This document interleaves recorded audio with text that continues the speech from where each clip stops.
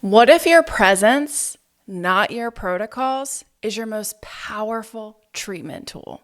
Hear me out. In this episode, I'm joined by Dr. Mitch Abrams to talk about the real science behind what we feel but often can't explain: heart coherence, energetic regulation, and the quantum field's role in healing. Dr. Mitchell Abrams is a Canadian radiologist, a TEDx keynote speaker, an educator, and founder of Next Gen Health.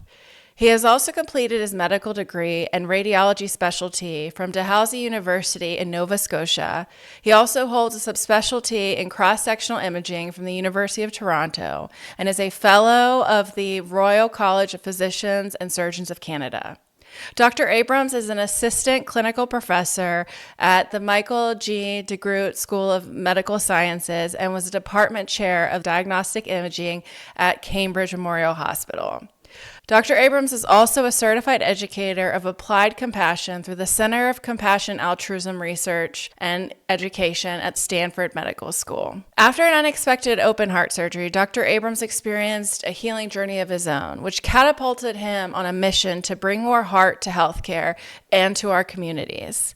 Dr. Abrams' approach to well-being incorporates the leading-edge scientific research and personal experience as he brings forth an integrative approach to whole person health. Next Gen Solutions was born as a social enterprise to bring this work to the world, while his nonprofit initiative, Rad Art, integrates art and music to create a sustainable funding mechanism in support of resilience training for youth and communities in need and for mental health research. What we're going to dive into in this episode is just super rich and fascinating in more ways than I can explain. But we're going to dive into what heart coherence actually is and how it's measurable, how your nervous system sets the tone with every patient session, why compassion and intentional shift affect patient outcomes, how the Global HeartSync Project is tracking collective coherence globally, and what the quantum field has to do with clinical care. And no, it's not just woo. If you're a practitioner who just knows there's more to healing than protocols, then this conversation is your confirmation and your next step. I'm really excited to share this episode with you. It was fully rich with a lot of great information that I really think is going to blow your mind. So now we'll go into the episode. Welcome back to TMI Talk with Dr. Mary, where we dive into non-traditional forms of health that were once labeled as taboo or dismissed as woo. I'm your host, Dr. Mary. I'm an orthopedic and pelvic floor physical therapist who helps health, movement, and rehab professionals integrate whole body healing by blending the nervous system into traditional biomechanics to maximize patient outcomes. I use a non-traditional approach that has helped thousands of people address the deeper roots of health that often get overlooked in conventional Western training. And now we're going to be starting our next episode. Welcome to the show, Dr. Mitch. Thank you for being here. My pleasure. Great to be with you. Yes. Well, I love the work you're doing, blending Eastern and Western medicine. It's just speaking to my heart. Excellent. Well, I'm excited to chat more about it. Yeah, so we'll just dive right in with some of the questions and see where it goes. So, what was the main reason that led you to understand how energetics come into play with modern medicine? Mm. Um, I think for me, it came in stages. My first experience was through my radiology residency. As a radiologist, we're literally non-invasively dissecting the human body like a loaf of bread without a scalpel. So, looking at the human body through a lens of physics and how physics and biochemistry, anatomy, physiology, how it all blends together to paint a picture, for understanding health and well-being. So from a Western lens, that was, I guess my first initiation. And then things took a turn. Very early in my medical career, I learned I required open heart surgery for a congenital heart condition. And so through that experience as a patient, I quickly realized that there was something fundamentally missing within our Western model. And I just wasn't anticipating the emotional toll. My mind felt different. My spirit felt different. Like I often say, like these stories that I was that I tell myself they were different. So this really catapulted me in a journey, exploration, looking at how do other cultures approach health and well-being. Like I felt like there was something just fundamentally missing. And so this eventually led me to India. And it was in India that I found something profound. This science of spirituality, the science of connection or consciousness, whatever you want to label it as. But as a radiologist working with energy, I was fascinated to see that this was an ancient wisdom describing the fundamental energy that constitutes all of us and the world. And so through that lens, with my Western, scientific hat on, and at the same time, learning about this ancient wisdom and this science, and beginning to practice and engage with this energy, it just opened my mind, opened my heart.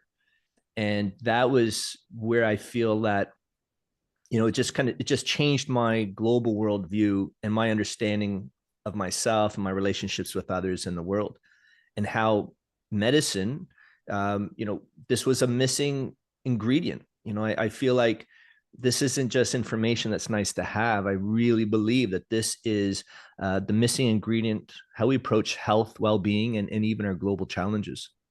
Yeah, I mean, it's so fascinating how much, you and I were talking before this on how sometimes it takes these, at least for me, it took a big life change, getting cancer to realize, wait, I did everything that Western medicine told me was healthy, right? Like I exercise, I had good blood pressure, I was a good weight, I had good muscle mass, and then I get cancer at 33.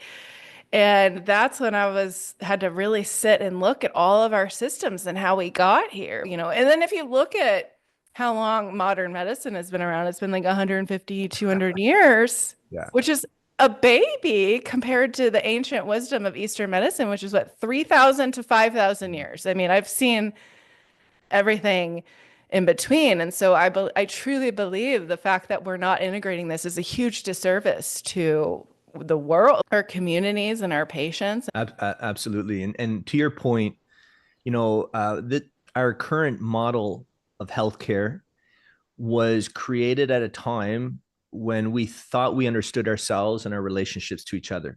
It was built upon a Newtonian perspective of separation. You're a bit separate from my bits. And this eventually led to what we see today as this industrialized model of care. And the pendulum has swung so far towards big pharma and drugs, and literally giving away our power as individuals.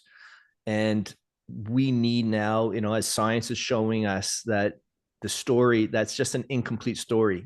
And now from a quantum physics perspective of understanding connection, and understanding, how this plays into the science of compassion, how powerful it is in healing and reclaiming inner agency.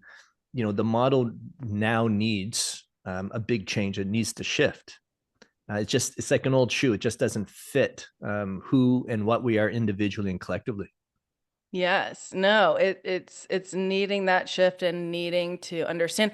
I think it's so interesting how much we've given away our agency, like you're saying. I mean, we go to doctors and we're like, they're not telling me, they're not giving me the answers that I want. And so much I believe in meditating. When I talk to my clients about meditating, I'm like, it's not just about just trying to calm yourself. Yes, it's part of that, but it's also looking at your life from like another point of view, like as if you're looking at it as a third party, being like, well, what does my body need, and sitting with that and learning about the body and educating yourself so that when you go to, then you can use the lens that you have and be like, oh, I need to go to this doctor because this is what's happening in my body and I need to get help with this.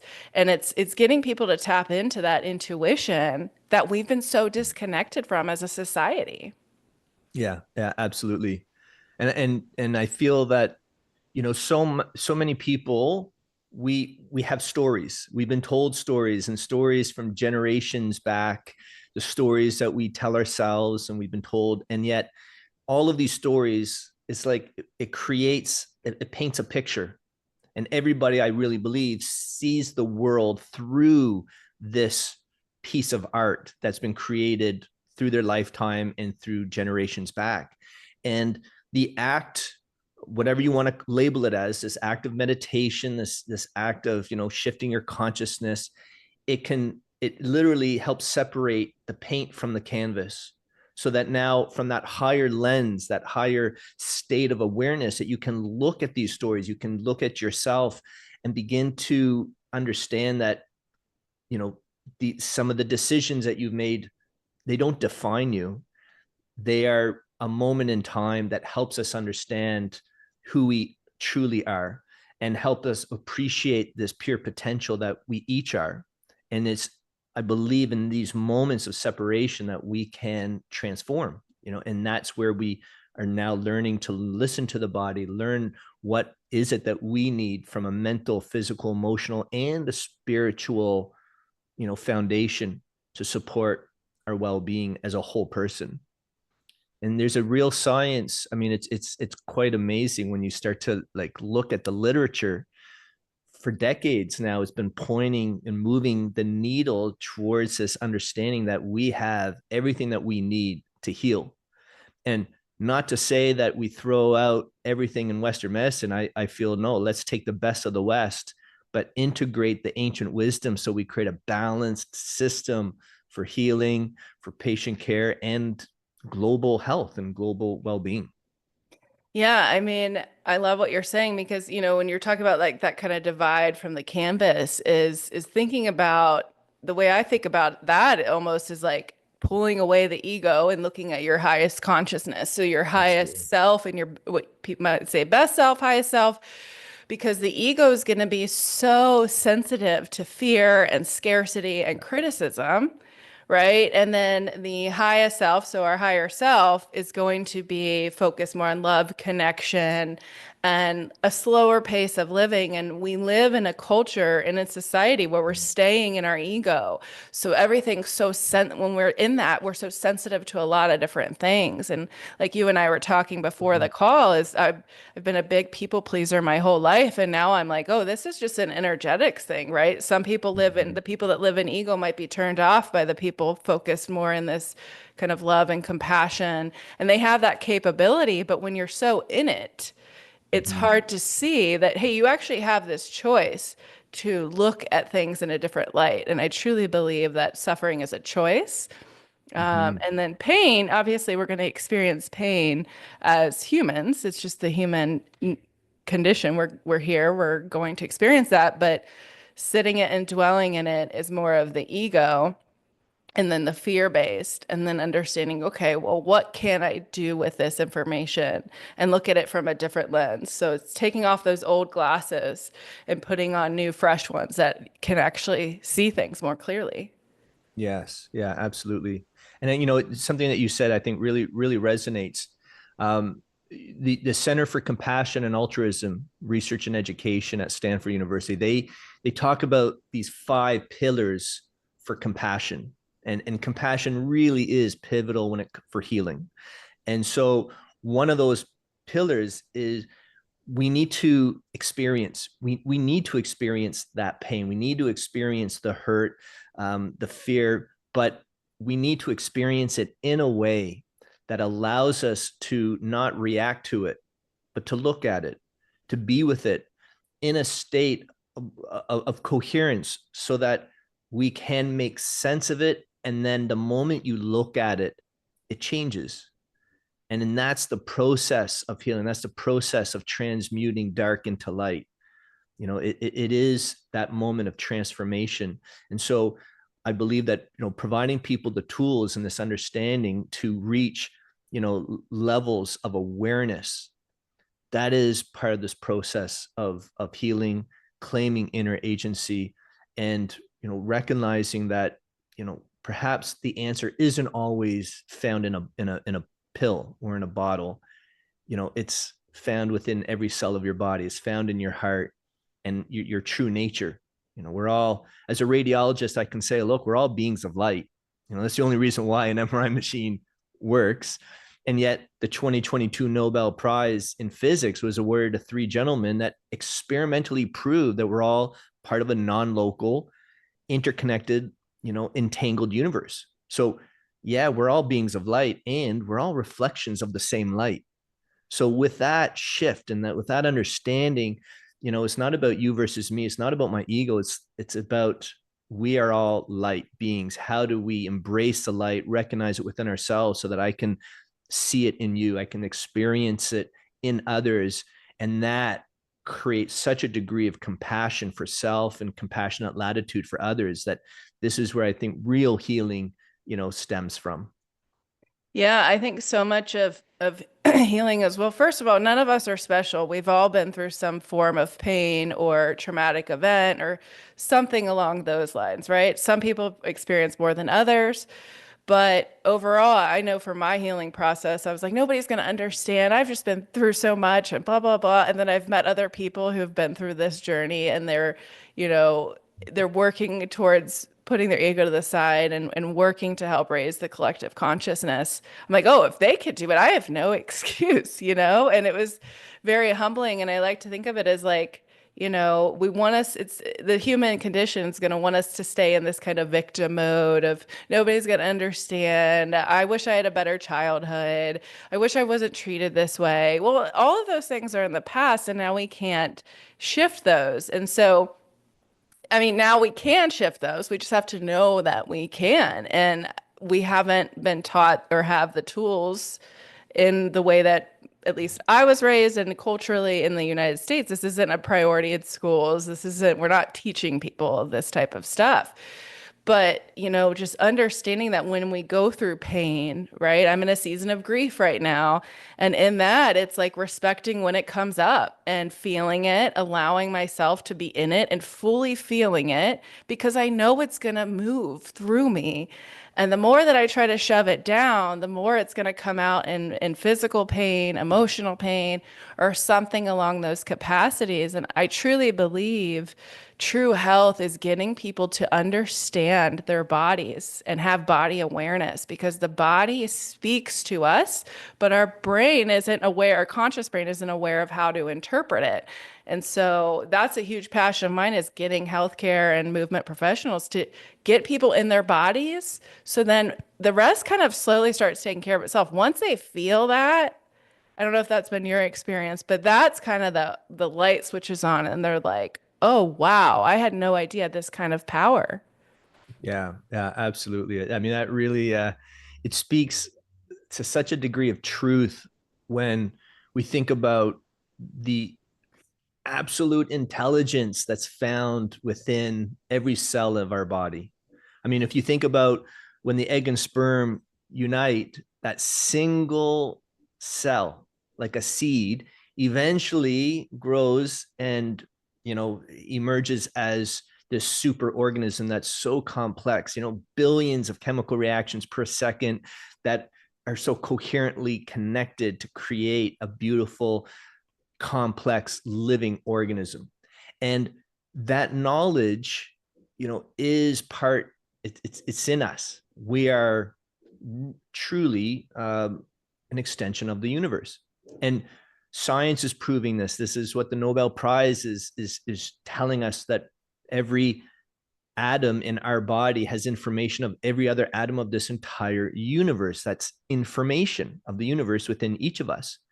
And even Buddha, thousands of years ago, he talked about, kalapas, the vibrations at the subatomic level. And his teaching of Vipassana, he would say, look, if we can learn how to quiet the mind, learn how to tune in to the sensations of the body, you will receive panya. You will receive this wisdom of the world. It just comes to you. And just like an MRI machine can listen to the information at the vibrational level of your atoms, here we do have the capacity to listen to our bodies and listen to the information that resides within, so that we can have a expanded level of awareness of ourselves and each other. So absolutely, I think the key is body sensory awareness and that emotional intelligence, whatever you want to call it, it's foundational in medicine in the Well, world. it starts with the practitioner, right? If we're not grounded as practitioners, they can feel our energy. I know that you Mm. had said in your TED Talk too about how people can feel your energy from 4 feet away, and that's your heart. And in that, if we're just regulated and showing up, and in medicine we're taught to be on the defense, to not be sued, to come into it that way, so automatically we're coming in with a heightened nervous system, right? And in that, the patient's going to feel that too. And so it's so important as practitioners that we are practicing this ourselves, because then there's this intuitive part of healing, right? Because nobody's textbook. I've never met one person that's been a textbook PT case. Everything that I've seen, I've had to look at the person from an overall perspective, watch them move, and put all the information together and interpret it based on the information that I've been given. So you're digesting it through your lens. If I am dysregulated, I cannot digest that and look at that clearly. My body is just thinking, we're running from a bear. I can't figure out this shit, you know? Yeah, yeah, absolutely. Absolutely. And and we were chatting about this, like the science of the heart shows us that when we are available for others, when we are showing up with compassion for ourselves and for another, it allows us to synchronize our heart rhythms with others. And that physiologic synchronization has been shown to be foundation in how we feel that we're being heard. We feel that deep sense of connection. And that has been shown to heal people. That has been shown to reduce pain perception by over 50%. So how a practitioner shows up, either being in a state of regulation, in a state of coherence, and a state of inner peace and compassion, or in a state of stress and angst, has a direct impact on patient care and patient outcomes. It's, Yeah, it's and we basically might the, not see the connection, the energy, but it's there. I mean, this is just a truth. yeah, it's the co-regulation. Yeah. It's showing up in that way. And it's so interesting because, when we can show up that way, we're not thinking of it the right way. I know there's so much of at least in the PT rehab world, where we're like, oh, let's get them doing these exercises and this and da da da da. Because if we're just sitting and talking, we're wasting time. That's kind Mm. of been at least the way that I've interpreted the way that it is, right? And now, I'm 14 years into practicing, and oh my gosh, my energy is my first treatment. The Mm-hmm. energy in your space is your first treatment, because if you're dysregulated, like you were saying, that patient can't regulate because they're feeling physiologically your dysregulation. Yeah, absolutely. And that's the system, at least in Canada, is designed in such a way, it's industrialized. So family physicians, for instance, they have no more than 7 minutes per patient visit. Nurses are so overwhelmed with with work, with patient loads. They don't have time to sit and connect with a patient.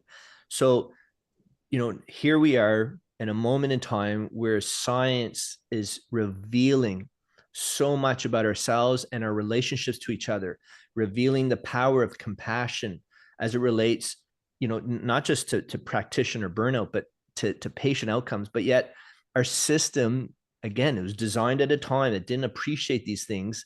It's become so industrialized, so focused on efficiency and on numbers, that we are unable to truly leverage and capitalize on compassion. We can't use all this new, Mhm. this emerging science to create a robust, um, you know, and I would even say a more proactive and preventative approach to medicine, because we're a disease-driven model of, I don't even want, we call it healthcare, but here we are, it's like Yeah. a paradox, but it's, we do need to change. We need to change with the times.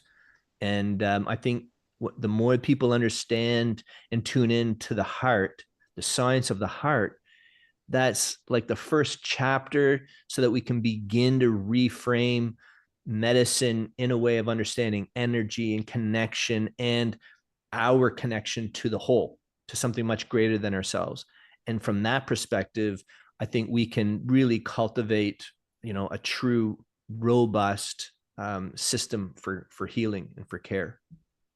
Yeah, I think if we just know we're being held by something greater that's compassionate and loving and not out to get us, some people call it the universe, some people call it God, whatever beliefs that people have.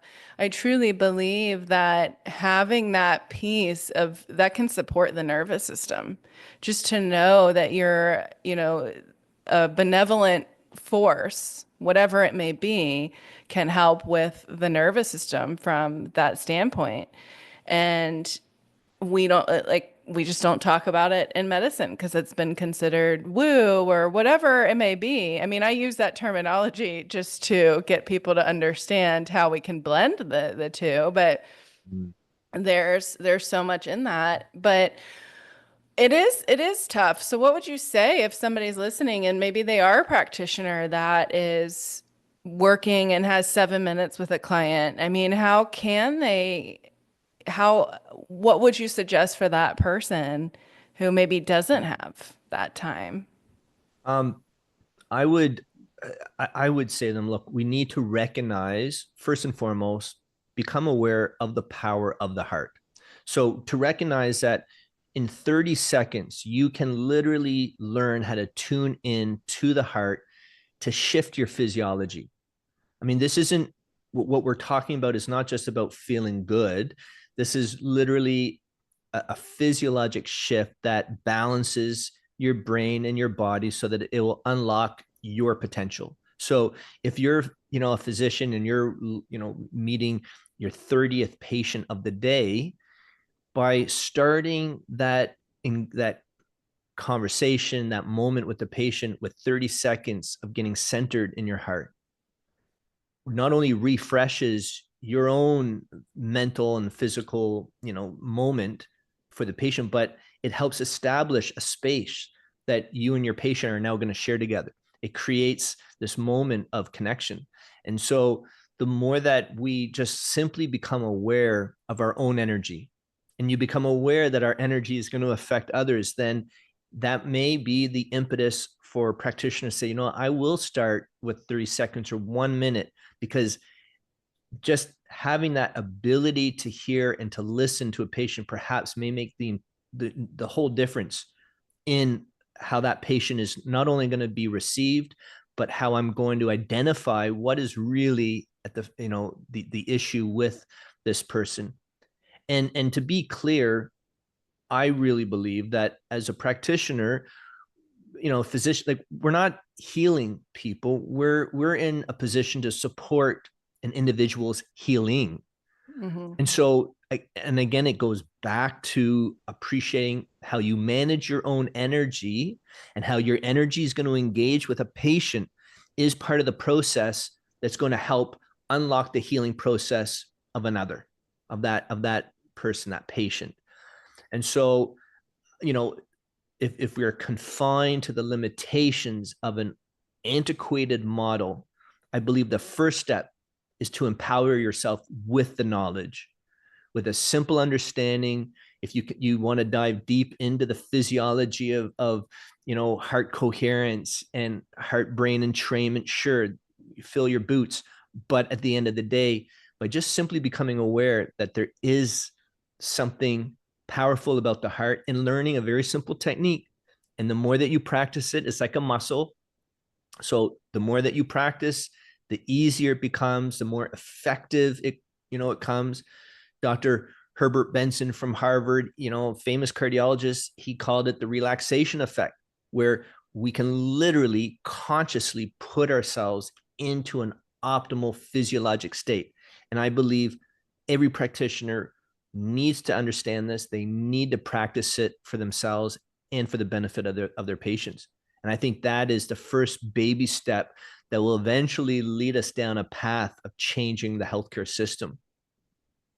Yeah, I love what you said about we're not we are guiding them. We're here, at least the evidence-based medicine is the practitioner's experience, research, and then the patient. We forget about the patient all the time in evidence-based medicine. It's if they don't want to do something, it doesn't matter what research said. It doesn't matter your experience. It has to do with what that person wants. And so I feel as practitioners, and that including myself, I feel we put a lot of pressure on ourselves to like heal people or get people better faster. And we're a part of their journey. And the way I look at it is I'm thankful that I'm a part of their journey, but it's not my journey, it's theirs. And that can give some compassion to the practitioner of being like, hey, it's okay if you're not going to get everybody better. It's just medicine. Doesn't mean you're a bad practitioner. It just means that you're human and that person may not have been ready to receive that. Maybe your energies weren't aligning. Maybe, who knows? Maybe they just wanted to be given a pill and you're not that practitioner that's going to do that. And so, kind of going back to what you were saying, what would be like something they could do? I mean, would you say like a grounding practice, like kind of breathing through their diaphragm before they go into a treatment session or a patient visit? What would you say? What would be a nice grounding technique for them? So you're right. The breath is so powerful. So by taking slow, deep breaths and an even rhythm allows it entrains your nervous system and entrains the heart rate variability. So if you could take, even if three slow, deep breaths, inhaling for 5 to 7, maybe even 10 seconds, and then exhaling for the same, you are very quickly helping reboot your system, kind of energizing your system. And when you take those breaths, if you can place your awareness on your heart center, simply by perhaps imagining that breath flowing through your heart, perhaps just becoming aware of the spaciousness that you can feel. And with every out breath, can you drop deeper into the spaciousness, that stillness, the void of the heart? And can you reach further into the heart? That awareness of stillness and spaciousness in the heart center activates the heart. And that can really, help with cortisol levels. It helps increase, DHEA levels. And so it helps rebalance your hormones, your system. And inevitably, particularly with practice, people notice like, wow, like it's a game changer. It just helps you connect, helps you ground and stay present. Yeah, I love that because it's basically we have to show our body that it's safe. Our body speaks a different language than the way you and I speak to each other. It'd be nice if our body was like, "Hey, do this." Yeah. Yeah. That'd be such a treat.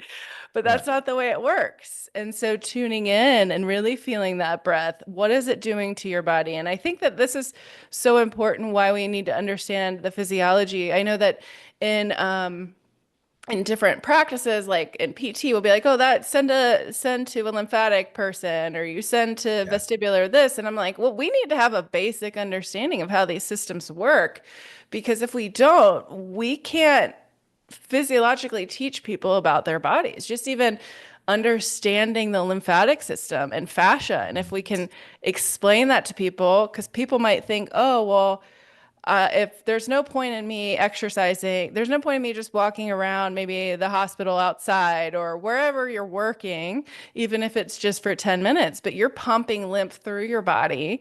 You can visualize what's happening to your body. It's help pumping that to the lymph nodes, which is helping reduce toxins in your body, and we're getting blood flow and stabilizing blood sugar and just understanding how we work physiologically as a practitioner as from a base level, Yeah. because then we can visualize that in our bodies and be like, what is happening? Oh, my lungs are Absolutely. filling. Wait, which part of my lung is filling? Yeah. That's so important, Mary. That's so important. If you look back at what Einstein, he said, basically imagination is the highest form of intelligence. Mm-hmm. And when you look at what research is showing, like even, going back to Dr. John Kabat-Zinn's, some of his initial work, the godfather of mindful-based stress reduction therapy, his work was looking at patients with psoriasis, an inflammatory skin condition, and testing to see, well, if people learn how to quiet the mind, get into this mindful state, and then use their imagination to visualize the cells in that inflammatory state and how the light is healing those cells at a molecular level. If people could imagine this with a little bit of education, well, the research shows compared to the control group, these people were healing up to 4 times faster. And, for those, following, there's just so much work showing that, well, actually, your intentions and the more knowledge that you have, the more that you are actually consciously modulating your genetic expression.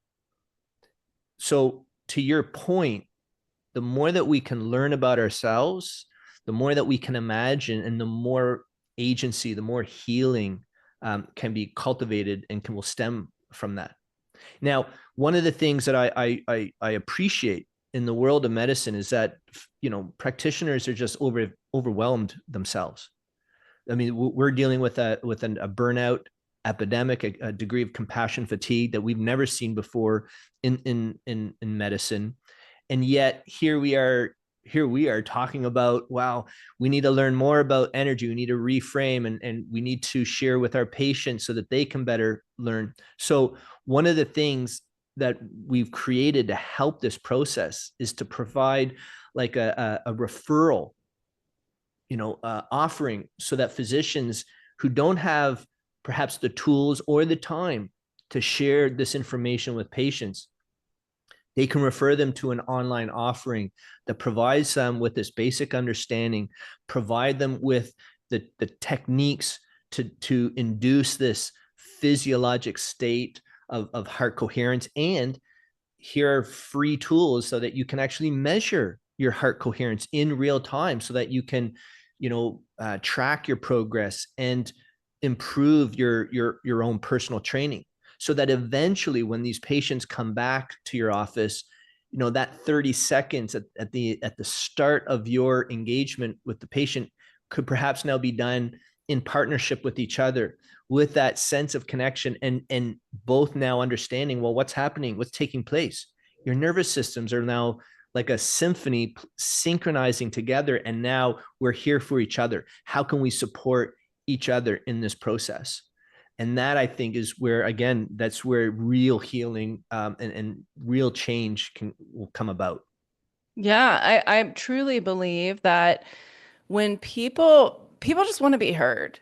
They just want to Yeah. be heard. They are dismissed day in, day out, everywhere in life right now. I mean, it is in healthcare, even when I go to a store, no, I'm not greeted, I'm ignored. And it's just the basic human decencies are just not common anymore. And if we can just, even if we have 7 minutes with somebody and we can refer them to, hey, there's this platform that, Dr. Mitch has that they can learn from, or just validating, hey, your symptoms are real, but I think you might need to see this person. Those are all healing experiences, even though we might think, oh, I didn't do anything, but you did. We sat there, we listened, we heard. And it doesn't take much. I mean, I just want to be greeted. Just, hi, Mary, how are you doing? It's basic things, and people are not used to that. And if we can think of it from a different lens of, yes, I have 7 minutes, but maybe I can go in and maybe I can give them a resource because this resource worked for me, or tell them about a book or something along those lines. And then there's, practitioners like myself that were out of the insurance model. So we get to be able to converse more with patients in that Mm. capacity, which is even more important that we're regulated because we have this extended period of time with them. Yeah. Yeah, absolutely. And this understanding of connection, I think, is so important. I mean, yes, it's important in the setting of patient care in the office, but then we're at a whole level of, well, look what's going on in our communities. Look what's going on campuses. There's such a degree of social divide. And if, people don't think that that's triggering, the limbic system and the amygdala, well, this is part of the conversation around health and well-being. And what I think is fascinating in this moment in time, as we better understand energy, as we understand the science of the heart, and we begin to recognize our interconnectedness, this has huge ramifications in how we address community health and well-being. From everything starts at it starts with healthcare in the clinic, in the patient engagement, but the implications of where this information and where these practices lead is to the level of global health. Mm-hmm. And we now have technology that's available to us to measure the global heartbeat. We can actually measure heart synchronizing, not just in the patient practitioner relationship, but on a global scale. We can now begin to witness how our heart rhythms synchronize and how the energy that we're feeding a field of energy that we're all sharing. We're all influencing a field of energy, and we're all being influenced by it. And as we begin to better appreciate this deep relationship with each other, it allows us to reframe, how are we going to move forward in a world of such divide? How can we feel this deep this understand, this unified reality, this truth, and yet we're living day by day in a world that makes us feel so separated, and perhaps even worse, such a dislike for one another. So we need to now address the issues of this disconnect from each other, this divide, and help us appreciate this fundamental truth. And how are we going to now move towards reconciliation? How are we going to get to this point of connection? And the science of heart really does allow people to not only claim inner agency, but as they begin to feel a deep connection to themselves, it's an inevitable unfolding, a sequelae, if you like, of understanding and of feeling a wider degree of compassion for an other. And because these stories that we tell ourselves about ourselves and the stories about another begin to slowly dissolve, they begin to become less and less loud, more irrelevant, because a truth emerges from within, and we can see each other now. And one of the beautiful things is that since we can now measure it, now a global community can now witness, like, wow, there's a global heartbeat that's emerging, and I'm a part of that heartbeat. How do they measure that?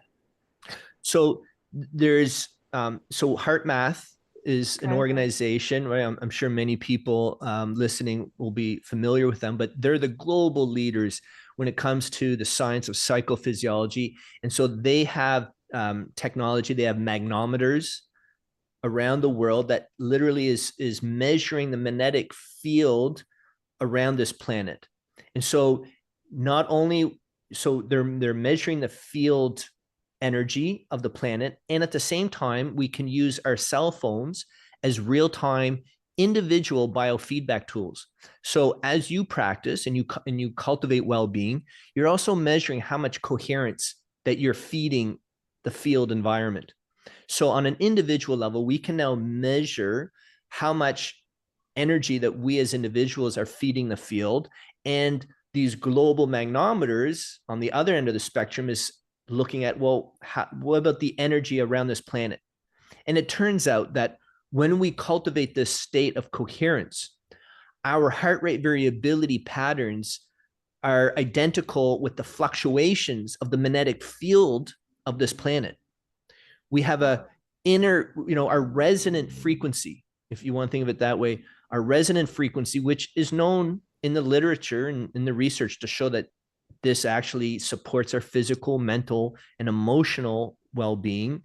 It just so happens to overlap with the inherent frequency of the first magnetic field line of this planet. So from that perspective, we can begin to measure the heart coherence and that heartbeat of a global community. So would However, it, oh, go ahead. Don't yeah. interrupt you. Well, I was just going to say, then there's another level that's being measured, and this is the Global Conscious Project. And the Global Conscious Project, which was started by a gentleman, a Dr. Roger Nelson at Princeton University, who's now retired, and he's handed it off to HeartMath. So Dr. Roland McCready is now the lead scientist. So now they're studying through random event generators, which are like little mini computers that are spitting out 1 and 0, like multiple times a second. And it's a 50-50 chance. It's a 1 or a 0. And it's literally the result of measuring the energy of electrons in the quantum field. So it's fluctuations that are random events. And they've noticed that when you place your awareness and your intention on one of these event generators, your thoughts, your intention has an impact on the output of these devices. So now there's thousands of these random event generators scattered around this planet, and all of these ones and zeros are being funneled back into a central database. And when you look at it in any given moment, you look at it and it's all noise, because no one generator is connected to another. So it's just all, everyone's flipping coins, around the planet. However, when there's moments in time when, groups of people are focused at the same time with the same thought, with an emotional charge, all of those event generators are not random anymore. They are synchronized. They're all ones or they're all zeros. And so now we can measure how our collective consciousness is having an impact, and it's measurably impacting our physical world. And this isn't just, as like, oh, wow, this is interesting, but, what are the implications involved? Is there any real world impact? And it turns out absolutely there is. If we go back, for decades, there have been people academically studying the collective intention. And, one example I love to use was Dr. Charles Alexander, a Harvard psychologist. During the 1980s, him and his colleagues, they hypothesized that if you come together and you meditate collectively with an intention, you create coherence, that we could measurably, reduce conflict. And during the Lebanese Civil War, they actually saw a direct impact of these collective, these groups meditating together, that reduced, fatality rates during these moments of coherence. I mean, up to 71%, and injuries were reduced.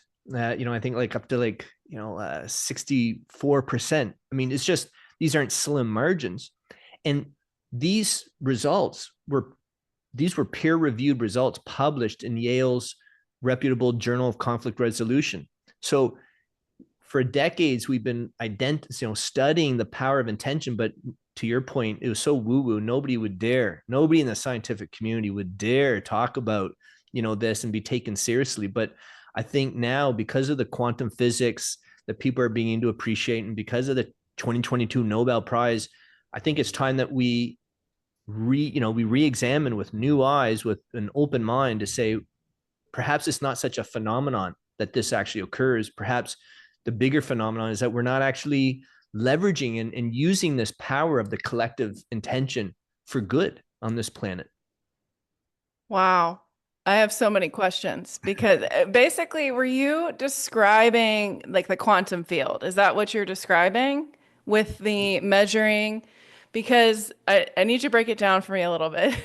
Okay, so they have the generators. Where are those? Are those in the atmosphere? Are they on the ground? Where? They're on the ground. In fact, I have one. So Oh, there's what?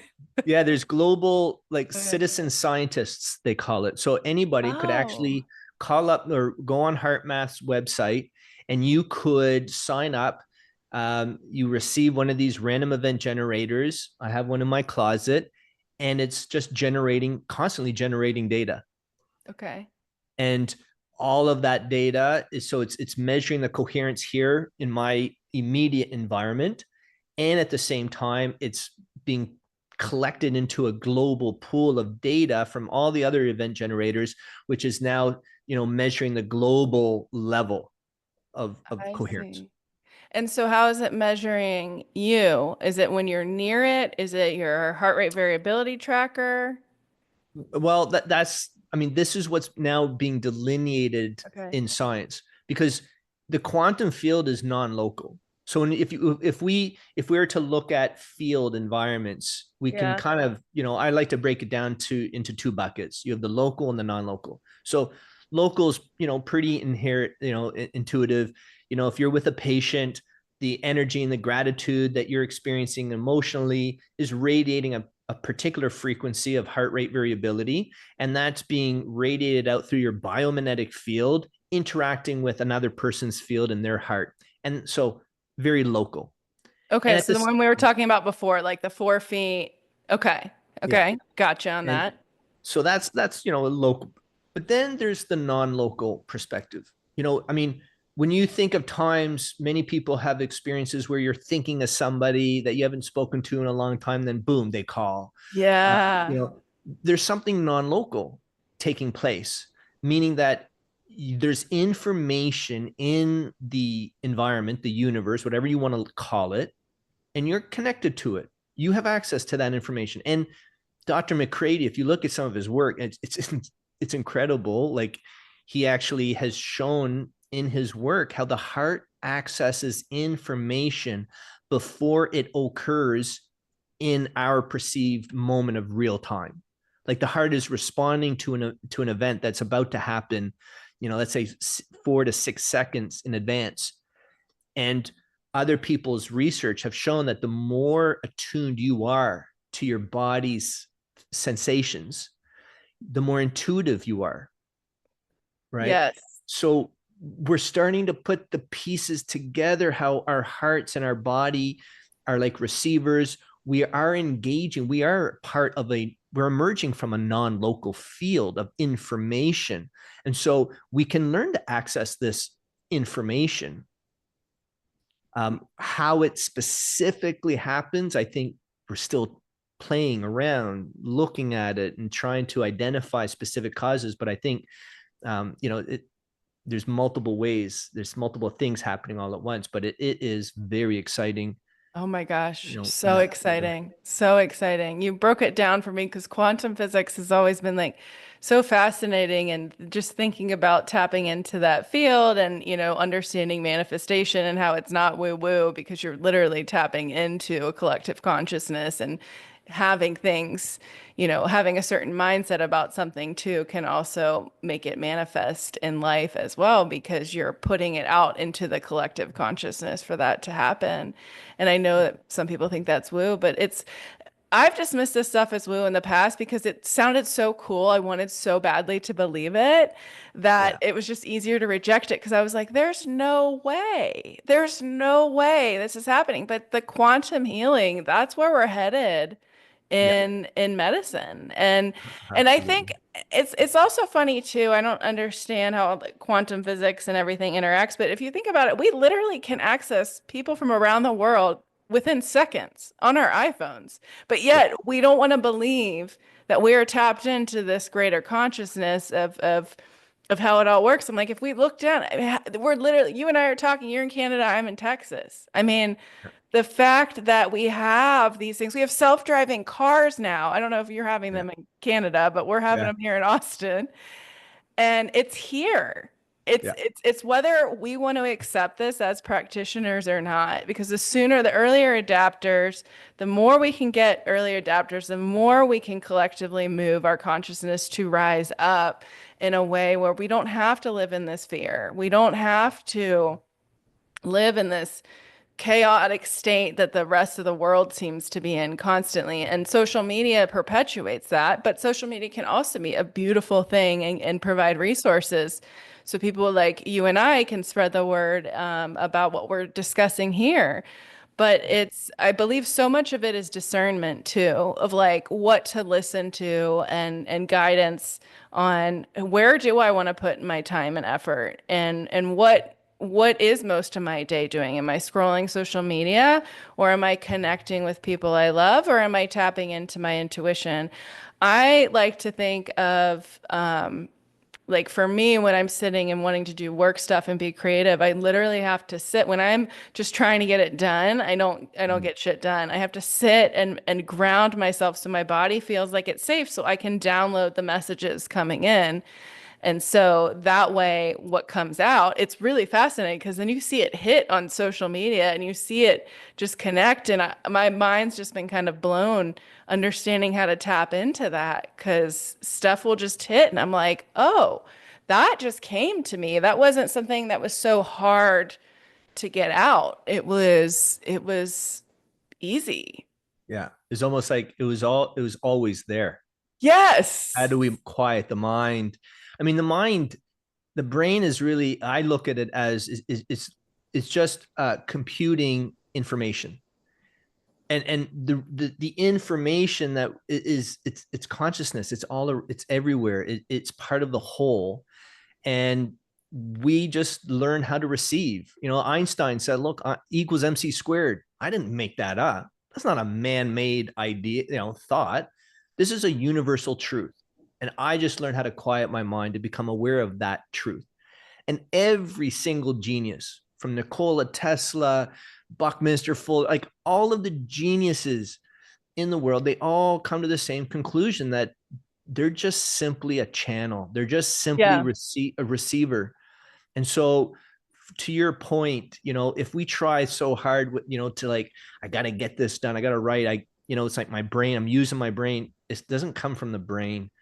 It Mhm. comes from the heart. It comes from the consciousness of the whole. And I just also want to just share that for those listening, like, be clear. Before my surgery, I would be the last person you'd expect having this conversation with you. Like, Same. I, I was not that guy. Like, Yeah. not that guy. And to you, and I was just, to me, it was all bullshit. Meditation, Same. bullshit. But experiencing it, look, from a scientific perspective, examining the science, but then from my own personal journey, it's like I feel like I have a duty, like, and to share this, and to share, if I could just, even if I can change one person to see energy from this viewpoint, because it's so empowering. It will change people's lives. It's inevitable. And I think people are coming to this conclusion on their own, and I feel that we're now either getting to that point or we've already crossed a threshold where there's enough people on this planet that have already are now tuned in, so that what we need today is a platform, so that when we practice for ourselves, we're also practicing for the love of common humanity, and it's measurable so we can witness it. And I believe through the arts, and this is part of the work that we do, is by infusing this education and this moment of transformation with the arts, so that we can document, we can archive, share the stories that are transforming our global perspective, we can spark a renaissance approach to change and make it tangible. We can capture the energy, amplify it, make it more visible and tangible.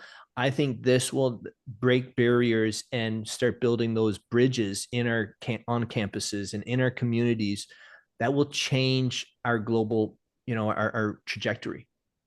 Yeah, I love it. I love all of it because, like you said, I mean, I feel like I'm a messenger. I've just felt called to something big my whole life, and I've never really known what it was. It just always was in there. And cancer seemed like my body failing me, but it was waking me up in a way that I'm so thankful to have this outlook from the age of 33.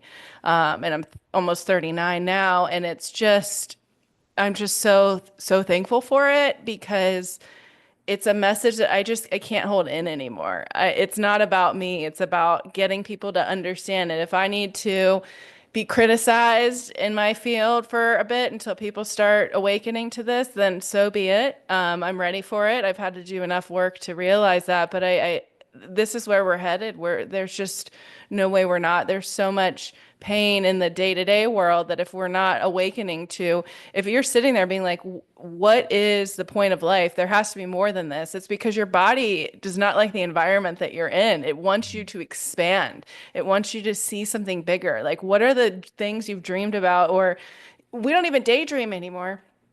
Like expand big, like think massive. Not just this, oh, I want to just get my next job promotion. No, I mean, what is your dream life? Like, how do you want to show up? What is it that you would like to see in this world? And when you can do that, I mean, your life changes. I mean, sure, there are days where I drop back in and I kind of lose that. Like a few days ago, I was feeling that way, and then, kind of coming back and meeting people like yourself, it fires me back up because I'm like, oh shit, like this is it. This is what we're doing, and it's here. And like you were saying, I was the last person to be talking about stuff like this. I think deep down I always wanted to be an inner hippie. I didn't know how to how to tap into it, but I like having the science with it. Yeah. Uh, Yeah. because it's so beautiful, all of this. And if people can realize that sometimes our body is sending us messages and we think it's against us, it's saying something. There's something in your current environment or life, in my experience, that I've seen is your soul's not aligning with where your body's at. Mm, And your yeah. inner soul, your intuition, there's something there, right? And this is the people I'd say it's, for the maybe people that are dealing with chronic health issues and there's no answers or nobody can figure out why kind of thing. That's the way that I look at it is, well, we still address the physical body, right? But like what else, what caused us to be in this situation in the first place? What dysregulation in our body limited our lymphatic system and lymph nodes from killing off these diseases, right? There was some point of dysregulation that caused our body to kind of flip. Yeah, absolutely. And going back to, thinking big, very often, we talk about identifying our own personal sense of sacred purpose. Like we are all designed for greatness. Every human being, like we have such an intelligence within each and every one of us. I believe it's a matter of how much can we nurture each individual in the physical, the mental, the emotional, and the spiritual realm so that we can help unlock the potential that resides within each of us. And, understanding that everyone has a gift, everybody has a purpose. And I think when you find your purpose and you can weave in passion, I think it's the ingredients for success. Now, to your point, you had talked about, our social infrastructure, alluding to how our communities are designed in a way, it's like a doggy dog. Like Mm-hmm. it's designed on like a Monopoly game. And Mm-hmm. many, I like to share, like, it feels to me, it's like, well, there's only a few players that seem to hold all the power. Yeah. They own all the assets. And really it's like a it's like a rigged game at this point. And so here we are, like an old shoe, it doesn't fit. We're so focused on survival, it doesn't allow us to recognize our true potential. It doesn't allow us to nurture ourselves and to help nurture other people when it's me, and sometimes look, it's this is again a survival consciousness, and I don't, not to blame it. It's not about blaming or shaming. This is just like a reality that we're been thrown into. We've been born into this old system. But again, the moment we recognize a truth, the moment we recognize that we're bigger than what we used to think of ourselves as, that the old stories just don't apply anymore, what do we do now? Here we are sitting in an old system that doesn't Mm-hmm. fit. It doesn't allow us to feel alive. It even prevents us from dreaming. I mean, without dreaming, As we talked about, Einstein said that a dream, that imagination is core to intelligence. It is core to creation. So it's stifling us. It's choking us. And, you know, I what I what I see in the very near future is that as we begin to witness this global heartbeat, you can check out globalheartsync.org. We're starting to measure it. We're turning collective coherence into sponsorships so that we can provide mental health and resilience in communities in need. As we begin to shift the conversation, we can begin to celebrate the recognition of wholeness on a global scale. But when you use music and art, it creates not only a celebration, but it helps us identify how we can create new systems, new community health infrastructure, new ways to engage with each other in a way that looks very different than today. Right now, we're like, it's like a slave driven model. Everyone's burned out. There's Mm-hmm. no balance, work life balance. And that's not the way that we're designed to be. And Mm-mm. there's no reason why we have to be like this. There's no reason why. There's more than enough people on this planet to create systems that are more aligned, that allow us to thrive, that allow us to flourish, and allow us to live life through passion and a sense of purpose. There's no point. My belief system is that right now, that, the very few players that own everything, hold all the power. Well, nobody wants to give up that power. Everyone wants to control. These people want that hold, and they want to manipulate the stories. They want to manipulate and the social conditioning that's involved and in the media. And I think now people are awakening to it. And it's like a transformation, a caterpillar to butterfly, where collectively we are emerging now. People are individually finding their wings, starting to emerge in the world. And I think as we do this together, particularly through a platform that can witness an emergence of a global heartbeat, it's inevitable. An old system is slowly going to wither away. It's going to change, but a new system is going to emerge. And again, using art that helps people identify systems of energy of the natural world. When you use that as your blueprint to create new systems and new workflows that's more conducive to our true nature, now you're talking about a system designed to thrive, and a system that's designed to support you in a way that you need to be supported. I love that because I mean it's so easy if we're on social media, we're not tapping into our intellect, we're going to work, chugging a bunch of coffee, sitting at our computer all day, not getting up, not moving, come home, watch TV, go to bed, repeat. There is Yeah. no time for our intellect to come in. There's no capabilities for the downloads to happen. And people are starting to realize, I think there's a lot of golden handcuffs happening, especially with some of the clients that I treat, is that it's hard to walk away because the money's so good. But, if we look at wealth, it's not just money, it's time, it's your own energy, it's your health, it's your relationships. And you're starting to see this shift even in the workplace. I don't know the exact numbers, but people are leaving jobs, not because of pay, but because of culture, but because they don't feel like they're adding value to something bigger. And you're seeing this in like really shitty, experiences when you go to restaurant, like not restaurants, but just like businesses. Like they're not passionate about it. So you're going to get shit Yeah. service. And so you see people almost starting businesses that they're not passionate about, but they're good at. And then they're making the money, but then they're like, okay, that's the zone of excellence, I think, what they call it. And then the zone of genius is what you were just talking about, is like your creativity, like your intellect, like well, your intellect goes with the creativity, and then what you're good at and how when those come together, it's incredible. We have so many people living in their zone of genius, excellence, where they're really good at it, but they're not passionate about it, and their soul's dying because they're just, I mean, not actually dying, but it's more of, well, why am I not happy? Well, we were told you grow up, you get married, you have kids, you have the white picket fence, you get this corporate job, you have 401k, and then you retire and you die. I mean, that's miserable. I don't want that life. Yeah, I mean, yeah, the idea of living a life of mediocrity, Ugh. going through the motions. And I think what you just described speaks directly to what a lot of health practitioners are experiencing, where they're just going through the motions.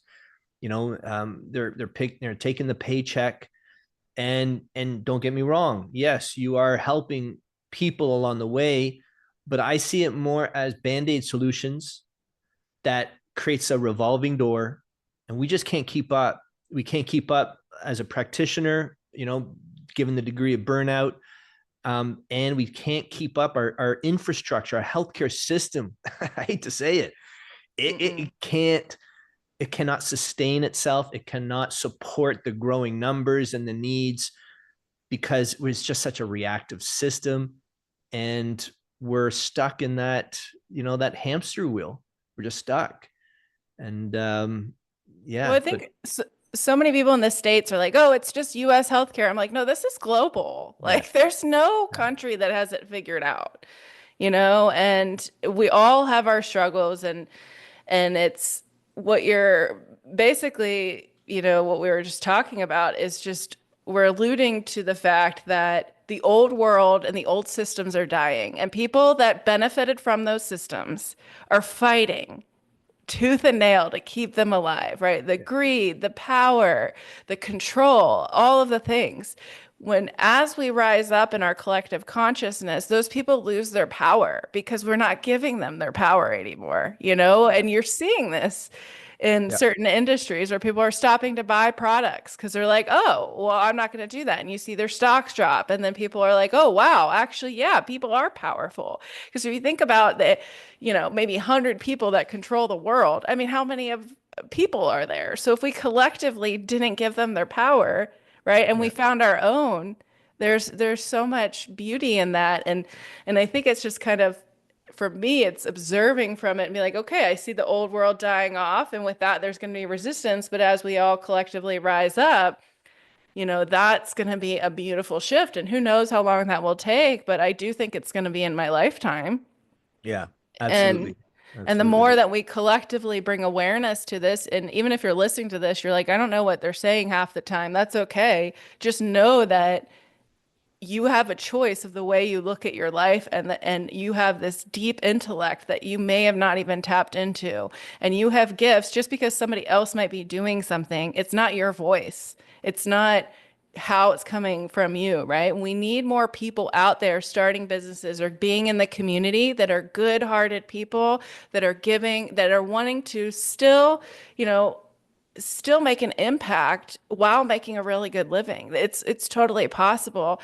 And there's so Absolutely. many good people that are staying small because, oh, I can't, or this or that. I'm like, well, the shitty people, they're doing it. So, Mhm. Yeah. So you why don't know. you? Yeah. And when you frame it from a perspective of where we are today. I mean, here Mhm. we are. We've got artificial intelligence online, radically changing our world. We have technology that's already insane and is only going to get exponentially more insane with AI. Um, we have the tools, and we have now this knowledge, right? The 2022 Nobel Prize, it's the game changer, right? That it's not about you versus me. It's an us. It's a we. So when you start combining the tools with the knowledge, and you have a generation of youth that have been born into this age of technology that do not feel like they're confined or constrained by the container of this social infrastructure that they've been born into. They believe in change. They believe that one app can change an entire industry. So they begin to understand that they have all the power, and they are the global purchasing power, and the brands all depend on this group.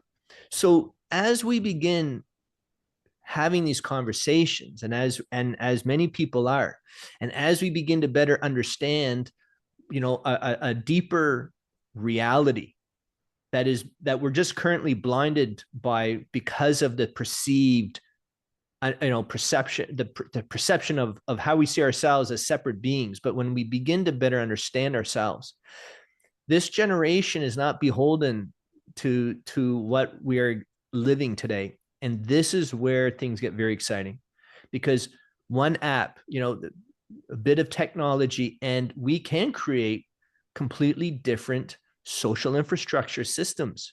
There's nothing holding us back.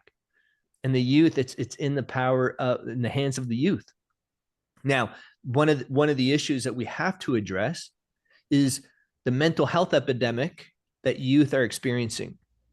And again, this comes down to understanding the heart, understanding coherence, claiming inner agency, and shifting that people can rise above, can address their own health, physically, mentally, emotionally. And through that, there's also an expansion of awareness and connection and compassion. And that this is where innovation and creativity comes from. So these are the tools that will allow people, particularly the youth, to say, look, let's create a new future. There's no point in perpetuating an old system that ultimately is making us sick. Totally. Yeah. It's making us sick, and I love this conversation because it's going to give people hope. Right now, so many people are hopeless with what's happening in the world. And I see opportunity. I see shifting happen, and you have to pull yourself out and almost look at it from like a 5D perspective. So you're not like in yourself, you're just looking above, observe as if you're watching a movie, right? Like something's going to shift with a lot of pain and change. There's going to be an upshift to this as well. And I'm just excited to be a part of it all. And thank you so much for coming on today. Would you like to tell everyone how they can learn about your programs and how they can reach you? Sure. Well, you can more than happy to visit our website. So nextgenhealth.solutions, and this not-for-profit initiative, the Global HeartSync.org. This is where we are starting to share with people the power of the heart, how to practice, providing people with the tools.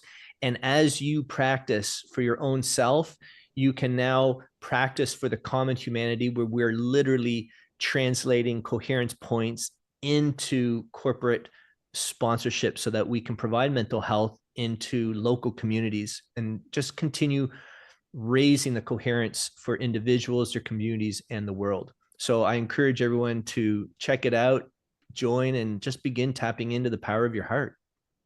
I love that. Well, thank you so much. It was such an awesome conversation. I'm excited to share this with everyone.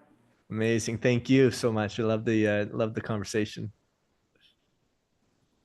Thank you so much for listening to my podcast. It would be a huge help if you could subscribe and rate the podcast. It helps us reach more people and make a bigger impact. I would also love it if you could join my email list, which is linked in the caption, for podcast updates, upcoming offers, and events. You can also find me on TikTok, YouTube, and Instagram at drmarypt. Thanks again.